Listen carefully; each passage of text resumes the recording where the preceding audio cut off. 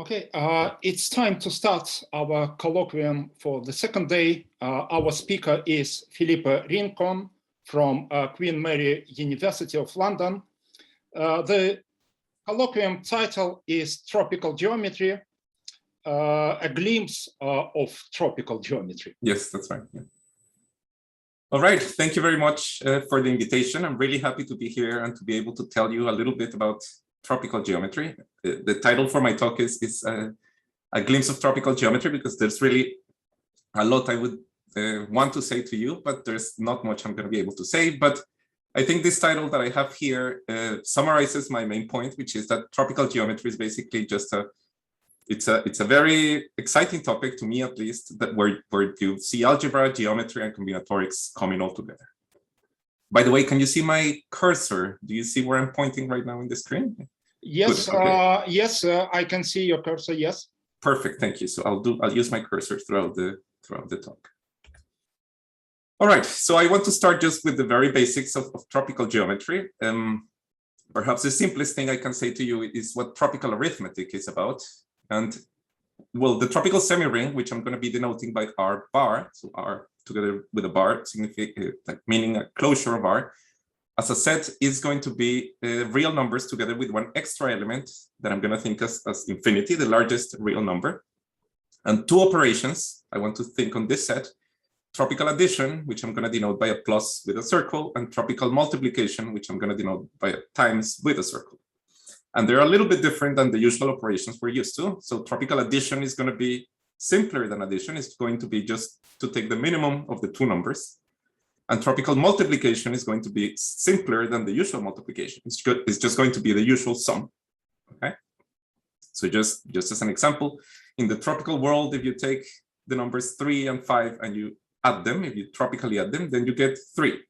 It's a very simple operation. Tropical addition is just taking the minimum of the two numbers. Instead, if you multiply them, if you take 4 tropical times 7, then you get something very simple. You just get the sum of the two numbers. You get 4 plus 7, which is 11. Okay. So think of the tropical numbers as being just some kind of simpler version of the usual real numbers in this sense. The reason we add infinity, the reason why I have R bar, a closure of R, together with infinity, is because we want to have an identity for the addition. So infinity is going to play the role of the identity for addition. Infinity plus anything else, the minimum between infinity and anything else, is just that other number, A. And now the multiplicative identity is going to be 0. Okay, so 0 plays the role. 0, if you multiply it by any other number, you get that other number. So 0 plays the role of the multiplicative identity. So infinity is the additive identity and 0 is the multiplicative identity. And here I wrote tropical semi-ring because it's almost a ring. So this algebraic structure of taking these numbers together with these two operations, it satisfies almost all the axioms of being a ring. In fact, almost all the axioms of being a field, except for one. And I'm going to tell you what that is. So, well, yeah, the thing is that there are no additive inverses. Okay. All the other axioms of a field, meaning, for example, distributive law of multiplication over addition. If you take A times B plus C, that is the same as A times B plus A times C. There are identities for the two operations. There are multiplicative inverses, right? Because, yeah, so the inverse of 7, for example, is minus 7 multiplicatively, because multiplication is just the usual addition.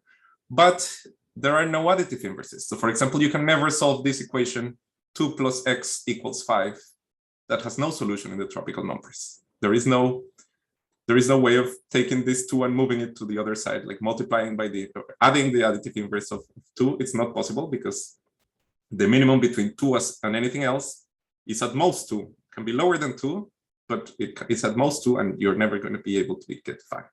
So other than additive inverses, every other axiom that you know for fields is going to be satisfied in this algebraic structure.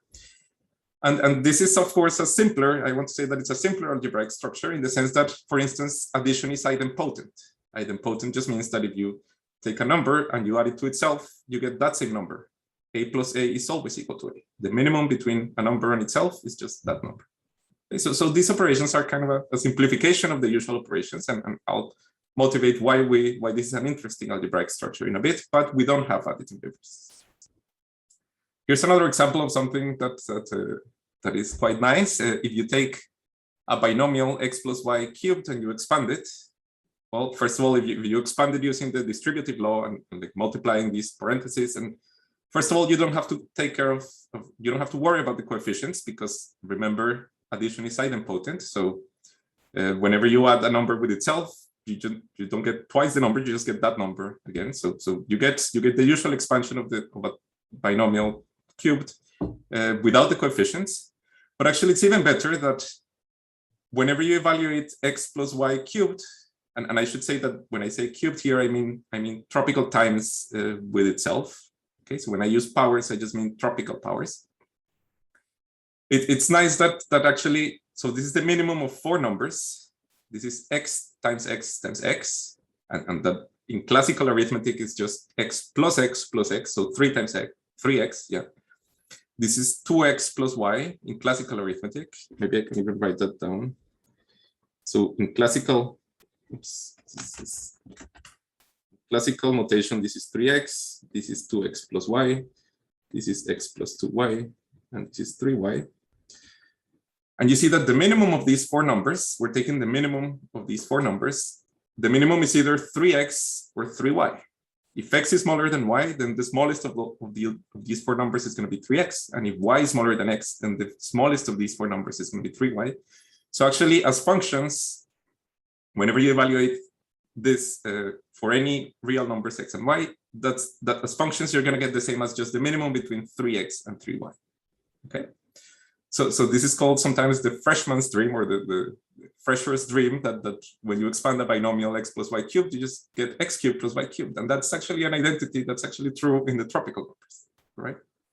So this is really a simple, as a semi-ring, it's a quite simple semi-ring. Okay. Please do interrupt me at any point if there are any questions, or write it in the chat. I'm checking the chat here on the side. So I want to make things more interesting by talking about tropical polynomials. I have a question. Yes, of course, yeah. Why didn't they just define addition to be the addition and minimum to be the multiplication? Yeah. So that's a good question. Well, first of all, that wouldn't. I think that wouldn't satisfy so many axioms, or yeah, maybe not, maybe yes, but more importantly, as we will see later, we want to think of this as kind of a logarithmic version of the real numbers. So when you take logarithm of a product, that the multiplication becomes addition when you take logarithm, and when you take logarithm of a sum, asymptotically that's going to become a minimum. All right, so there is a reason why we want sum to be minimum and multiplication to be addition, and the reason is that we want this to be some kind of logarithmic limit of the real numbers. Okay, and I'll make that more explicit later. Yeah, that's a great question, because we do want to addition be the new multiplication and not the usual addition. Yes. Okay, thank you.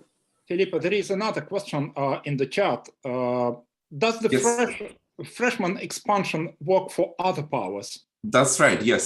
So if you take a binomial, or even it doesn't need to be a binomial. If you take just some linear polynomial and you take some power of it, it doesn't have to be the third power, but any power, then the minimum of all the terms that you get is always going to be just one pure power of one of the terms you have there. You don't get any mixed terms.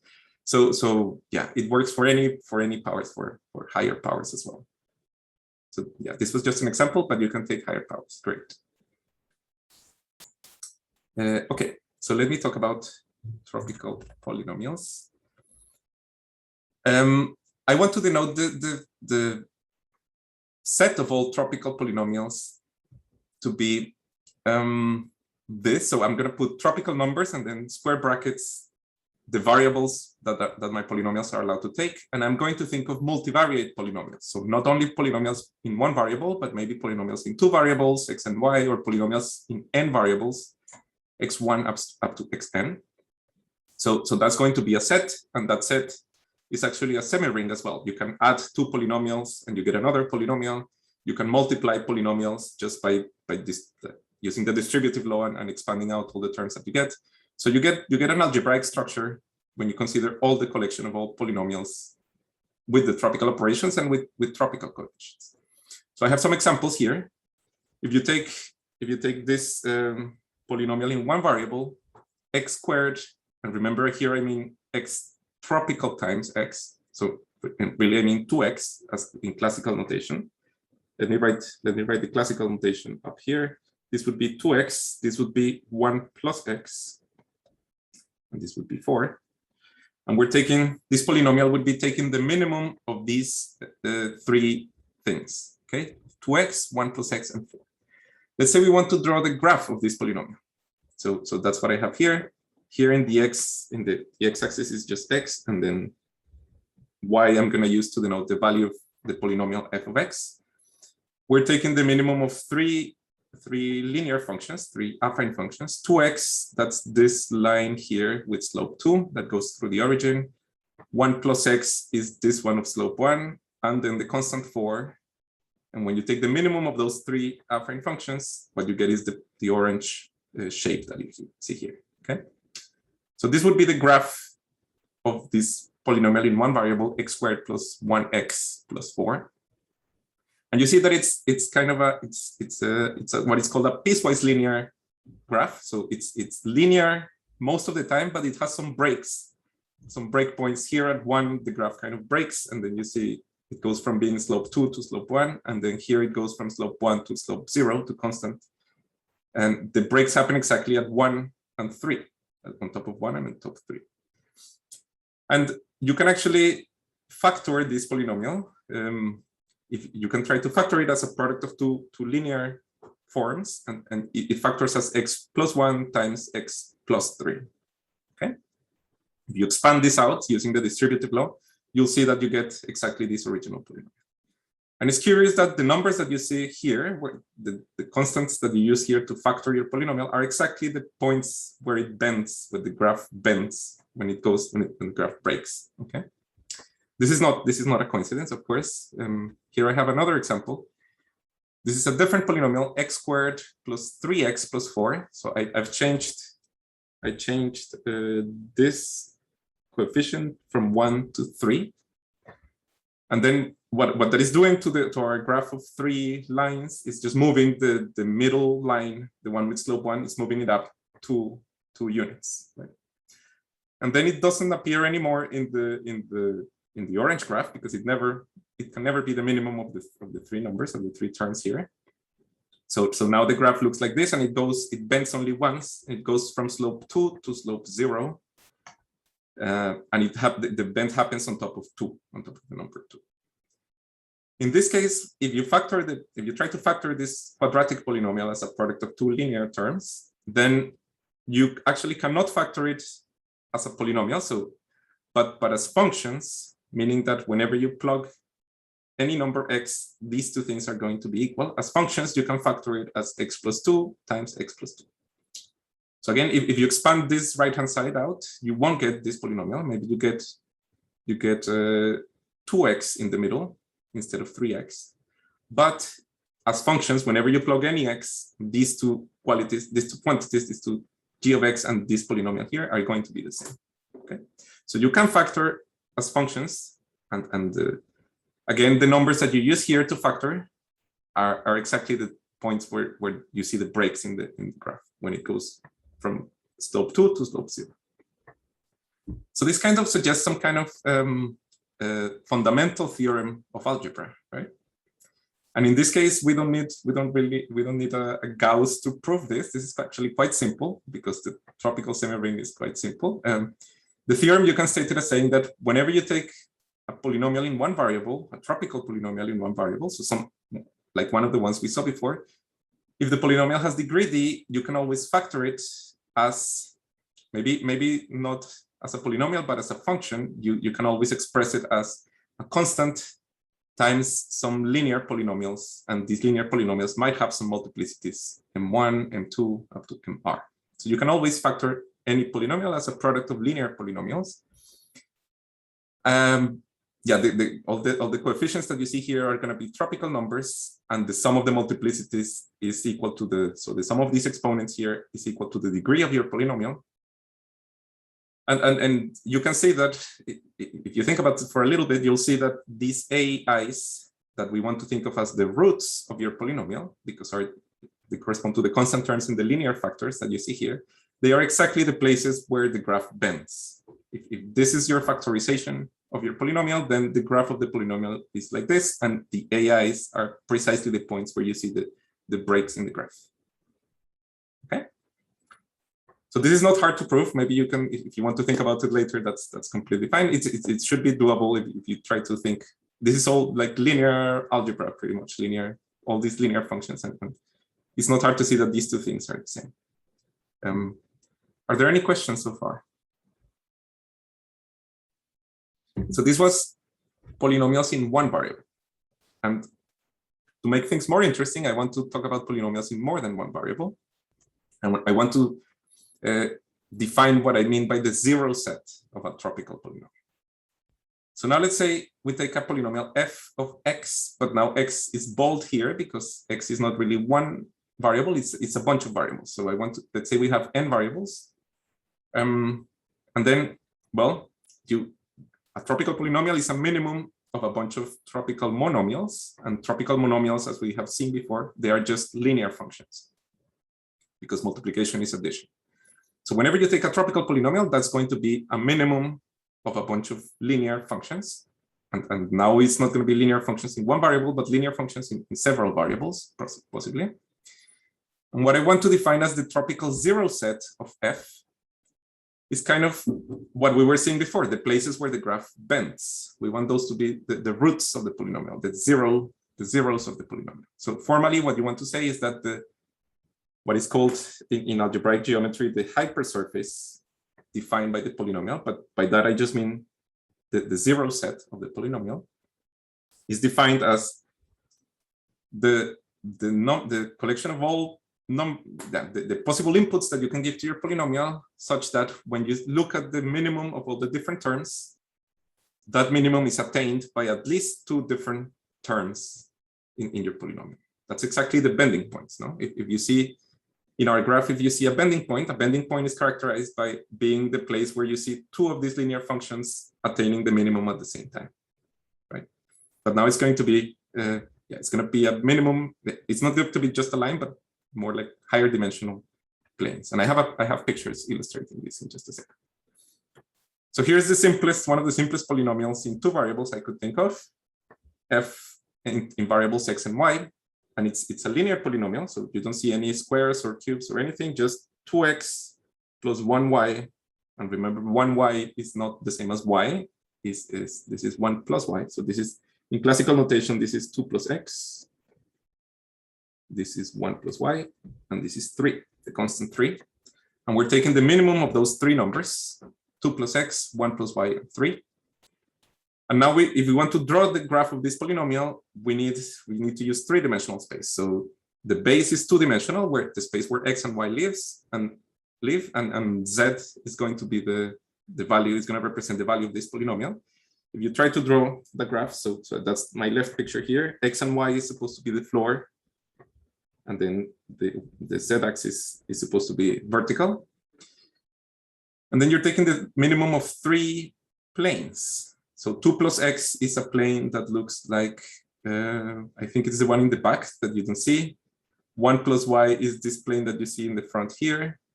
And the constant 3 is a completely horizontal plane at height 3. That is this one that you see. This one is 3. This one here is 1 plus y. And the one in the back is 2 plus x. So you're taking the minimum of three planes, and you see that, well, if you look at where the graph bends, there's some bending in this graph where the graph is not completely linear, but it breaks. That happens on top of this orange locus here on the bottom. And if I just draw that locus in the xy plane again, so this is x and this is y, it looks like this. So the orange set of points is where the minimum is attained twice, where two of these terms attain the minimum at the same time. So for example, on this line here, 3 and 2 plus x are the minimum, are equal, and they are the minimum of the three terms. 1 plus y is larger, it's on top of that. this would be the tropical zero set of that polynomial. The places, the possible x and y's where you see that the graph breaks on top of it, and in other words, where two of these three terms attain the minimum at the same time. Okay, is that clear? Are there questions about that? So that's what we want to mean by tropical zero sets. We don't want to say that the polynomials are equal to 0 or infinity, which is the tropical zero. We want this more elaborate notion that works very well, as I will explain later. We want to define tropical zero sets as the bending points of the graph. And some of that motivation was before, for instance, in the fundamental theorem of algebra. Okay. Here I have more examples, just to get you more familiar with these zero sets or hypersurfaces. If you take now this quadratic polynomial, so this is 1xy. Now we see a quadratic term here, x times y, plus 2x plus 1y plus 3.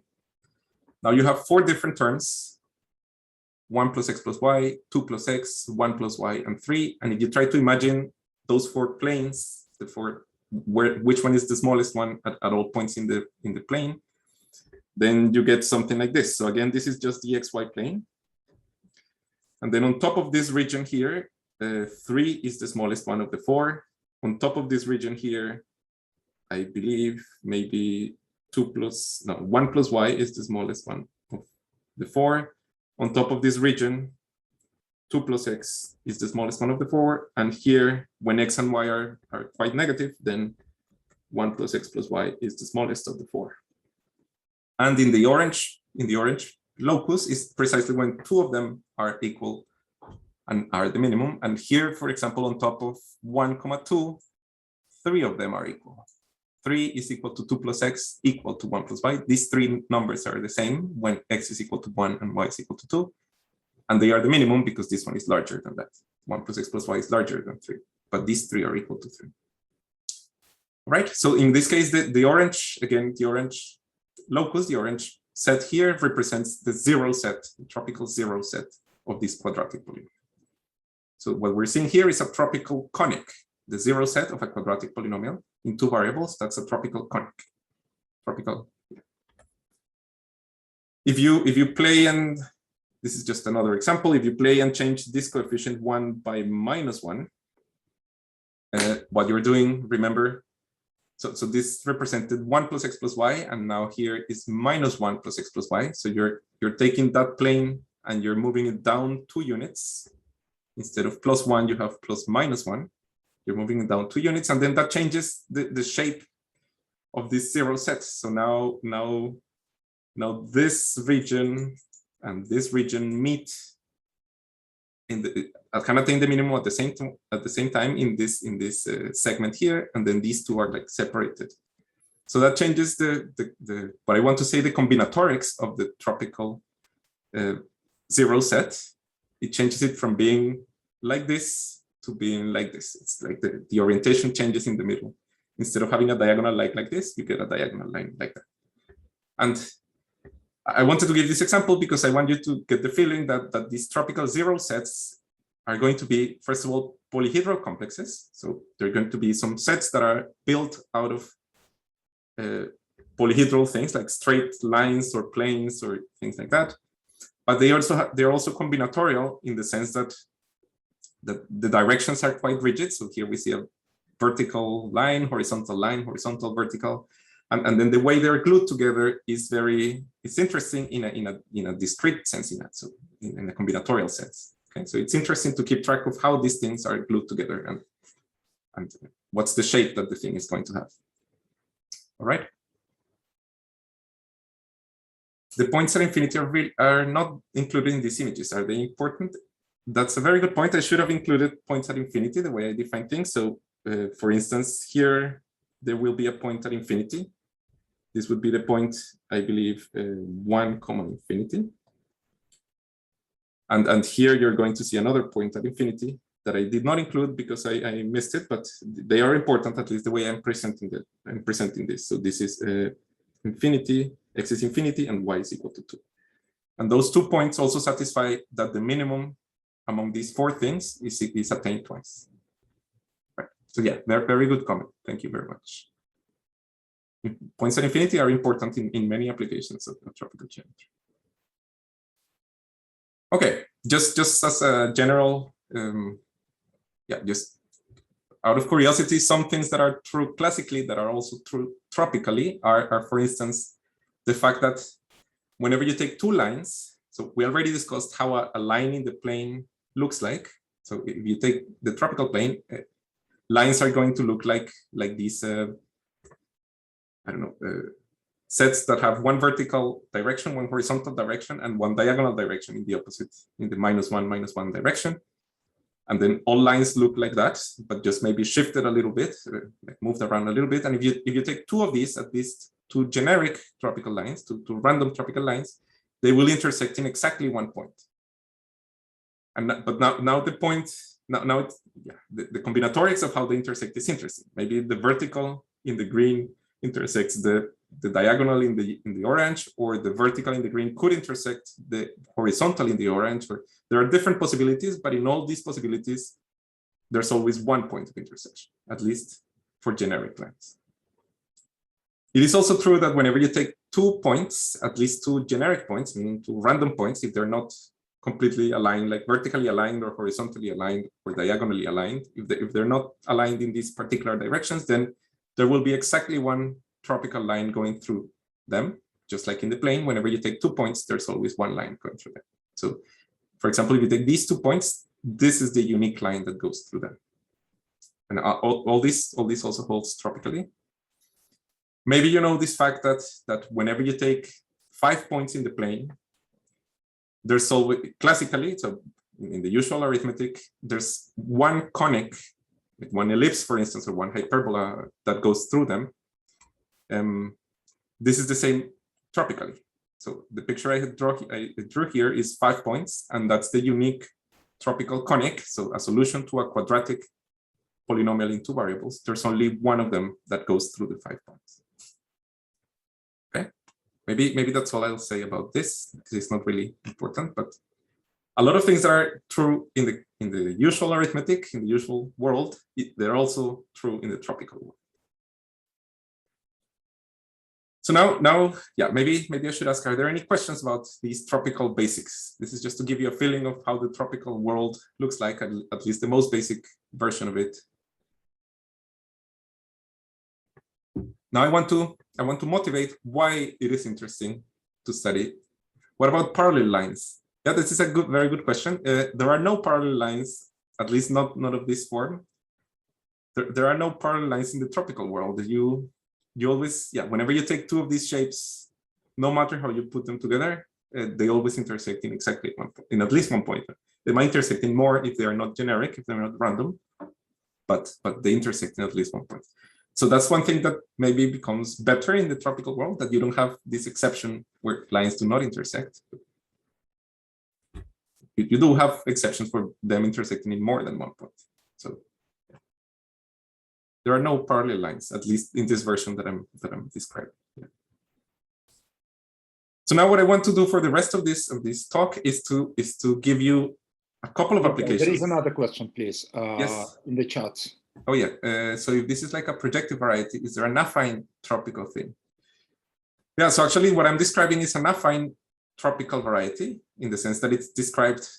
So I want to think of the tropical numbers are closure infinity as affine tropical space. Just yeah, and what I'm describing is define the 0 set of just one polynomial. That's an affine tropical variety, but there is a notion of projective tropical varieties where you consider projective tropical. You can construct tropical projective space, basically the same way you construct usual projective space by taking n+1 dimensional space and quotienting by scaling, by tropical scaling. You can construct tropical projective space, and there you can define 0 sets by homogeneous polynomials. Those would be projective varieties, projective tropical varieties, and that also makes sense. So all that you can do very well tropically as well.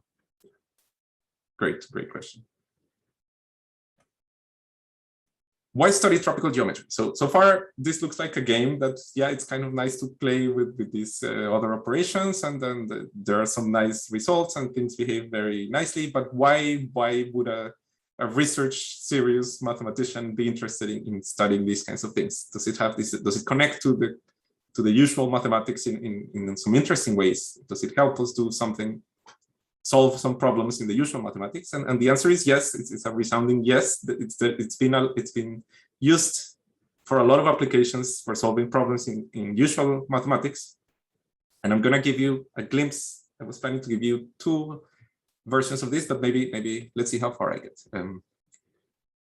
So how does tropical geometry connect to classical geometry, or tropical mathematics to classical mathematics? Usually what you want to do is you want to take an algebraically closed field. So K here is going to be an algebraically closed field, just a usual field that is algebraically closed, where all polynomials in one variable have a solution. But now think that this field has a little bit more information. It has a valuation attached to it. So a valuation is just a map from the field into the tropical numbers, satisfying these properties. And this is what I was saying, that it's trying to mimic a logarithmic version of the usual arithmetic. So valuation, you wanted to satisfy that when you take the valuation of a product of 2 elements in your field, that should be the tropical product of the valuations in the field, meaning the sum of the valuations.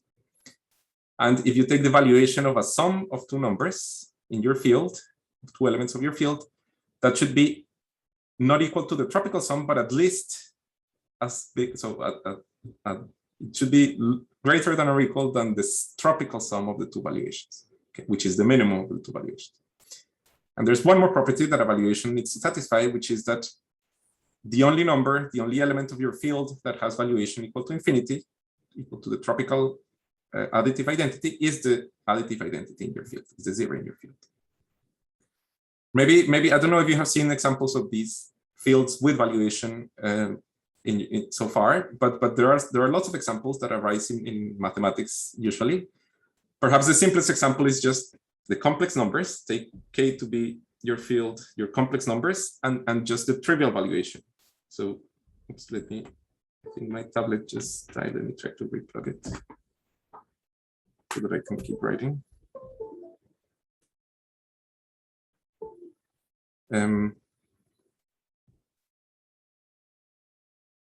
Yeah, okay. Yeah, I can write that. So complex numbers with the trivial valuation. Trivial valuation is just the valuation of any number is equal to 0 if x is not the 0 element, and valuation of 0 is infinity, as it's required by this property here. Yeah. Okay, so just whenever you have any field, you can actually give it the trivial valuation, where you just send every number, every element of your field to 0, to the tropical multiplicative identity, and you send the additive identity to the additive identity. That's always a valuation. It's not a very interesting valuation, but it does make a connection to the tropical numbers. So think about this not really as a homomorphism, because in a homomorphism you would have to have an equality here. But it's kind of a homomorphism in the sense that it turns multiplication into tropical multiplication, and addition is not equal to the addition in the tropical addition, but at least greater than or equal to that. And that's enough for what we want. Another very common example of a field with valuation is the p-adic numbers, or for instance, just the algebraic closure of the rational numbers with the p-adic valuation. So this is something that arises, if you know about number theory, that arises in number theory, where you say that the field is just rational numbers, or the algebraic closure of the rational numbers, and the valuation is whenever you have a rational number, a divided by b, then you want to say that, well, you fix a prime p, and then the valuation of that rational number is the largest power that divides the numerator, the largest power of that prime that divides the numerator, minus the largest power of the prime that divides the denominator. So this is a very common valuation that arises naturally in number theory, and that satisfies these 3 properties. So it's a valuation, it's a valued field. And another example that I will use here in one of the examples I'll give you later is the field of Puiseux series. So I'm going to denote it by C and then double brackets T. T is just a variable, an unknown, the variable of the series. So what are these Puiseux series? They are series that look like this. So they're infinite series, just some complex number times variable to some exponent, t to some exponent, plus some other complex number times t to another exponent, and so on. And it can go infinitely to the right, or it can stop. But the condition is that, well, the coefficients are complex numbers, the exponents have to be rational numbers, and all the rational numbers that appear in the series as exponents, they need to have a common denominator. So maybe they are something divided by 7, for instance. That's allowed. A bunch of rational numbers whose denominator is always 7, and they can go up to infinity. That's a valid Puiseux series. What is the valuation in this case? What is this map that turns Puiseux series into tropical numbers?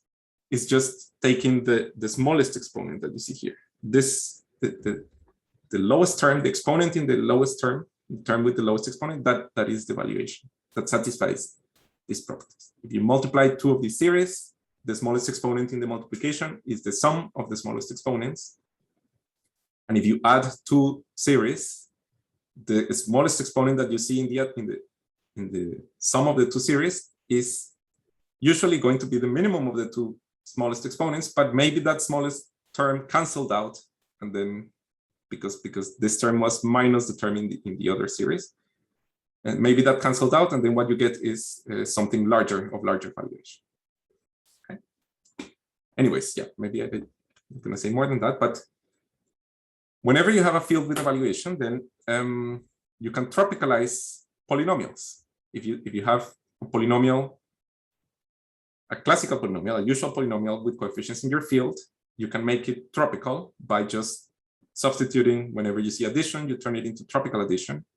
Whenever you see multiplication, you turn it into tropical multiplication, and you use the valuation to turn the coefficients into tropical numbers. So your usual polynomial has coefficients in your field.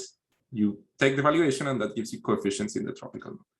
And that's how you can turn usual polynomials into tropical polynomials. So we're building a connection between the usual mathematical world and the tropical mathematical world. And that connection is being this tropicalization. Well, how do you tropicalize varieties, or like zero sets of these of polynomials? That's what varieties mean in algebraic geometry. Well, let's say you have V to be the zero locus of some ideal of polynomials, and these are just usual polynomials with coefficients in your field K.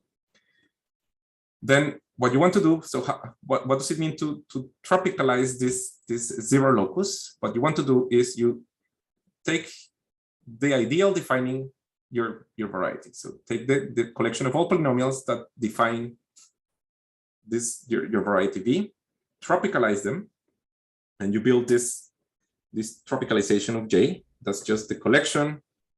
And here I wrote the ideal generated by all these tropicalizations of polynomials, but think of this as just the collection of all tropicalizations of the polynomials that are in your ideal, J. And this is just going to be a collection of polynomials, of tropical polynomials. And what you want to say is that the tropicalization of your classical geometric object V is just requiring that the point should be in the tropical zero set of all the polynomials, of all these tropicalizations of F. Okay. So you take your classical equations that define your geometric set, you tropicalize them, and you substitute being equal to 0 to this minimum attained twice condition. So I have an example just because this is a bit more complicated to understand in such short time, but hopefully this example makes things a bit clearer. This is an example where the field is going to be this field of Puiseux series, maybe possibly infinite series in the variable t. Valuation is the smallest exponent that you see. And I'm going to take a very simple ideal, a very simple geometric object. Just consider the zero locus of this equation. So x minus t times y, and t, remember, is just, so this is just some element in our field. It's like the coefficient of y is minus t. Minus t is one of our elements in the field. So this is just a linear term. It's just y. Y is the variable of the polynomial, and minus t is the coefficient. It's a Poisson series. So x minus t times y plus 1 equal to 0. So this is a linear term, a linear polynomial in two variables. The geometric object it describes is a line in the plane, in the two-dimensional plane where the elements are elements of K. So that's what I have here. The geometric object that the zero locus of this ideal is just the collection of points x comma y where this equation is equal to 0. So that's a subset of the plane. That's a line, a usual line in K squared. How do you tropicalize that classical object, that usual object lying in two-dimensional space over this usual field? You take all the polynomials that you see here, so this polynomial, but also all its multiples, all the things that are generated by this polynomial. So I wrote some of them here.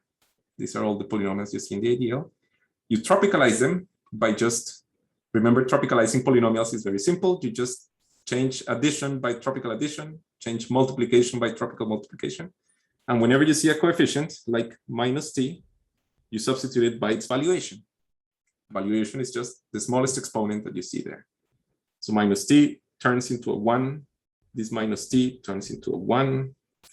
Here is a more interesting one. Here we have a minus t squared that turns into a 2, because that's the smallest exponent. So you get all these tropical polynomials.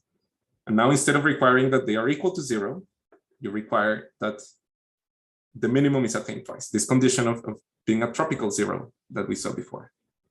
So you're interested in all numbers, in all pairs of numbers x comma y, all pairs of tropical numbers x comma y, where the minimum between these three terms is attained twice. The minimum between these three terms is attained twice.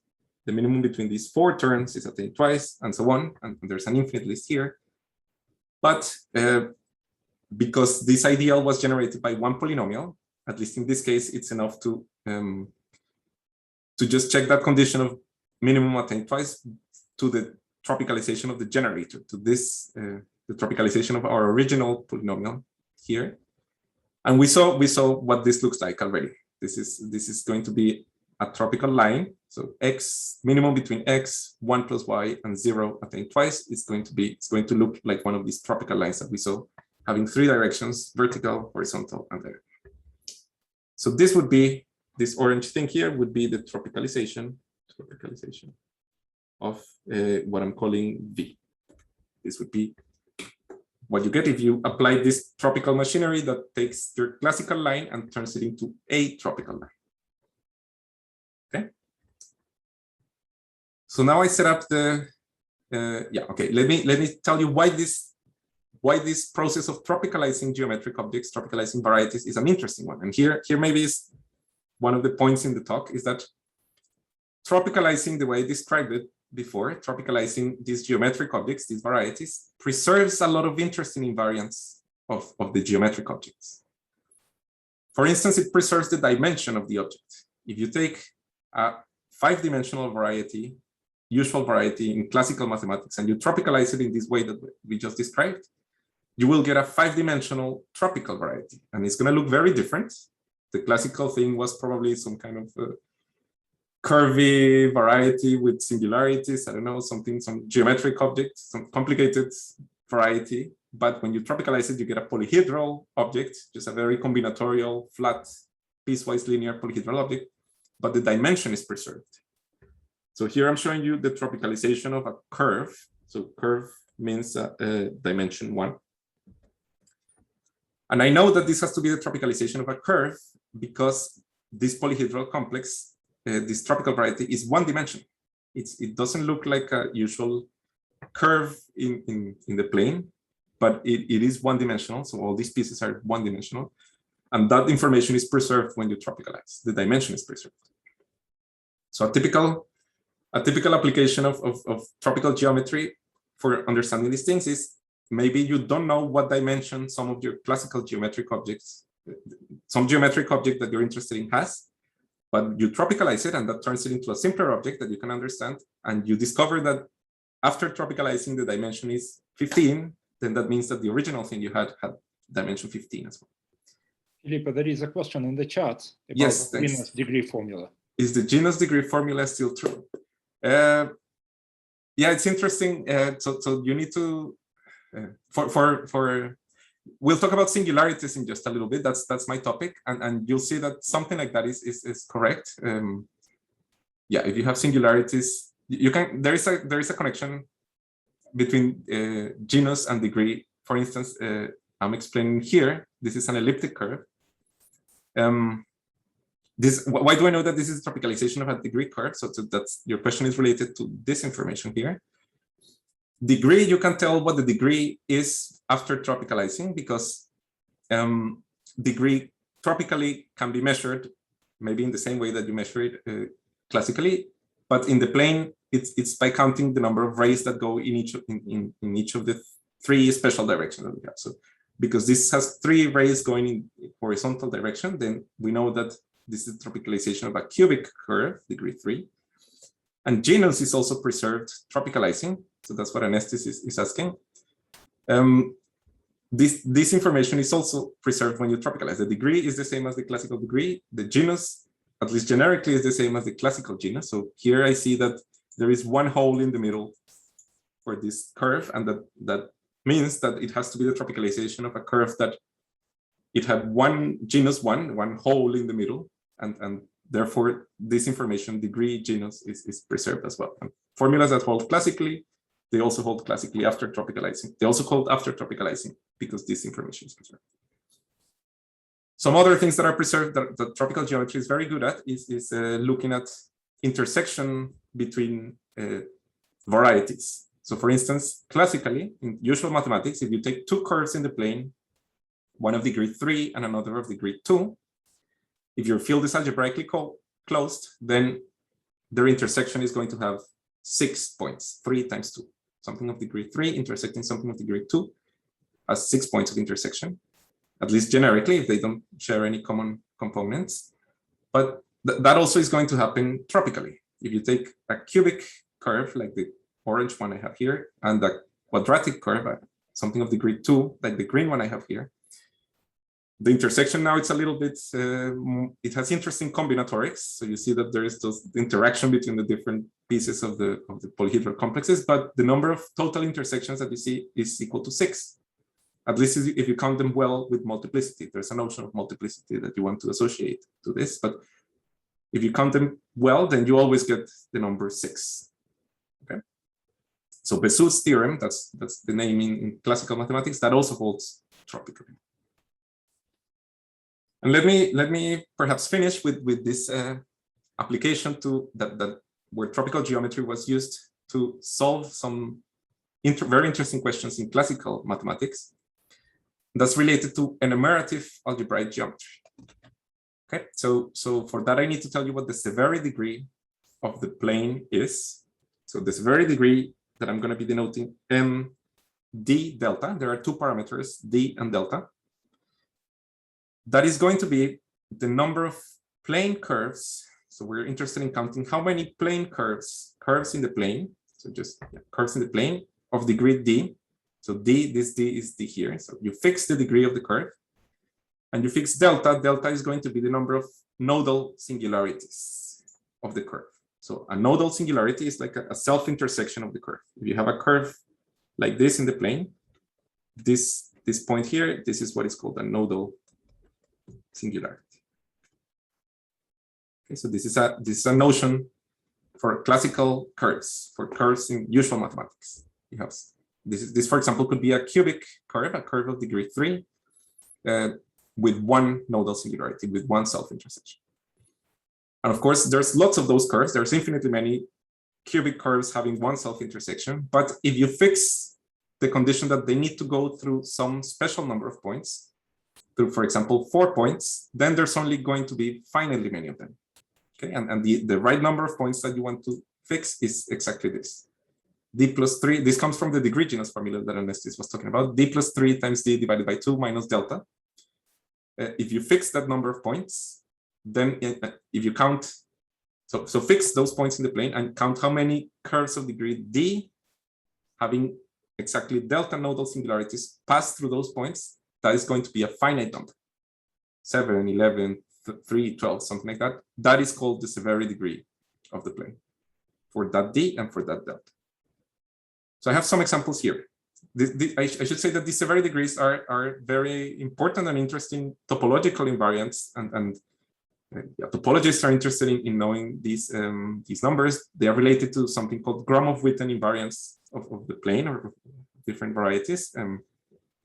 Physicists are also interested in these numbers. I don't know exactly why they are interesting, but I know this is interesting in physics as well. And for instance, let's try to understand what n20 would be. So d is equal to 2 for this case, in this example, and delta is equal to 0. So what this would be is number of conics. Conics means degree 2 curves. So for example, an ellipse is degree 2 because it's the zero set of a degree 2 polynomial, or a hyperbola is a degree, or a parabola. These are conics. So we're interested in how many conics with 0 self-intersections. So you're not allowed to have intersections go through, and if you compute what this number is, that's equal to 5. How many smooth conics, so conics with no self-intersections, go through 5 fixed points in the plane? As I told you before, the answer is 1. Whenever you fix 5 points in the plane, there's always 1 conic that goes through it. So for example, n20 is equal to 1. I'm not saying anything tropical here. This is just a classical problem in classical mathematics. There is nothing tropical so far. What would be n21? This is now looking at how many curves of degree 2, so still conics, but now the conics need to have 1 self-intersection. So they need to intersect themselves in one point. And if you think about how can a conic intersect itself at one point, well, it needs to mean, it means that the conic degenerates into a union of 2 lines. So for example, if you take a hyperbola and you degenerate the hyperbola enough, so something like this, and then you degenerate it enough until these 2 branches touch, then what you get is this. And this is one example of what a conic where with exactly 1 nodal singularity. It has to be a union of 2 lines. Okay. So how many unions of 2 lines go through, if you compute what this number is, that's 4. How many unions of 2 lines go through 4 points? Well, if you fix 4 random points in the plane, there are 3 ways in which you can draw 2 lines that go through them. Either the purple solution that I have here, so that's an example of 2 lines that go through the 4 points, or the blue solution, these 2, that's a different set of 2 lines that goes through the 4 points, or the green ones, and those are all the possibilities. Purple, green, or blue. So that means that n21 is equal to 3. And this makes sense for any d and any delta. So n31 would be number of cubics through 8 points. And if you count this properly, it's a non-trivial question. How many cubics that with 1 self-intersection go through 8 points? It turns out there's 12 of them. Okay. I would like to say that kind of the theorem that made a huge impact in the literature, in the research community, and then gave tropical geometry brought a lot of attention to tropical geometry is this theorem by Mikalkin, almost 15, 16 years ago. He proved that the severity degrees, these numbers, these things that physicists are interested in, topologists are interested in, they can be computed tropically. So if you try to count how many tropical plane curves of degree d and having delta self-intersections go through this number of generic points, if you count them well, you will get exactly the same number. You will get the right answer, the number that is also true in classical mathematics. So, for example, this is a cubic curve with 1 nodal singularity. You see 1 self-intersection here, going through 8 points, through these 8 points. And if you try to think how many tropical cubics go through these 8 points with 1 nodal singularity, you get 12. And 12 is also the answer that you get in classical mathematics. So this theorem opened a huge world that now these numbers can be computed tropically. You can instead of trying to think classical curves going through that can be very complicated, you can think of tropical curves going through the points having 1 self-intersection. And maybe that's easier because these tropical things are kind of more well-behaved, or at least we can visualize them more easily. They're polyhedral complexes. They're not that complicated. So this is my last slide here. We're using this technology of using tropical geometry to count the number of curves satisfying these conditions. Fomin and Mikalkin in 2010 managed to prove something that had been conjectured in 1994. They had conjectured that the severity degrees, if you fix the number of singularities and you let d vary, so remember there's two parameters, the degree and the number of singularities. If you fix the number of singularities and let the degree vary, then they conjectured that you would get, at least for large degree, the numbers that you would get, they are a polynomial in the degree d. So they conjectured that there was a polynomial, so that the severity degree is always that polynomial evaluated at d. And we knew this in small cases. For one singularity, that polynomial was known ages ago in the classical ancient history by Steiner. He knew that the answer was 3d minus 1 cubed, the severity degree, when you fix one singularity and let d vary. And we knew the case for delta equals 2, delta equals 3, 4, 5, and 6. There had been a lot of research into this, at least classically. It was retaken in 1995, where we discovered the polynomials for delta equals 4, 5, and 6. In 2001, Kleiman and Piene discovered the understood the polynomials for delta equals 7 and 8. And then when tropical geometry arrived, this is the 2010 technology, immediately we managed to compute a lot more cases for delta 9, 10, 11, 12, 13, 14. And this was a completely different approach, using just combinatorics to understand how many tropical curves could go through a pre-specified number of points. And this is my picture for telling you what that was about. It was about understanding pictures like this. So Florian Bloch managed to, or this was already in Fomin and Mikalkin's paper, they managed to reduce the count of this, the understanding of what these numbers were, to counting how many graphs with some decorations. You could have vertices of different colors and maybe some weights on the edges, satisfying some special conditions. They showed that counting this number of graphs was exactly the same as counting tropical curves satisfying the conditions you want, and therefore equal to the severity degree that people were interested in. So yes, that's one example of when tropical geometry has been useful to solve questions in classical mathematics. This line of approach that I'm describing here has succeeded in studying many other questions that we had in classical mathematics. For instance, severity degrees in other things that are not the plane, but more general toric surfaces, if you know what that is. Also for understanding what's called double Hurwitz numbers or Welch-Singer invariants, and the list goes on and goes on. And this is currently a very active area of research. So I think my time is up, and I'll just stop there. Thank you for listening. Okay, let's thank the lecturer for a wonderful lecture. Many thanks. Thanks.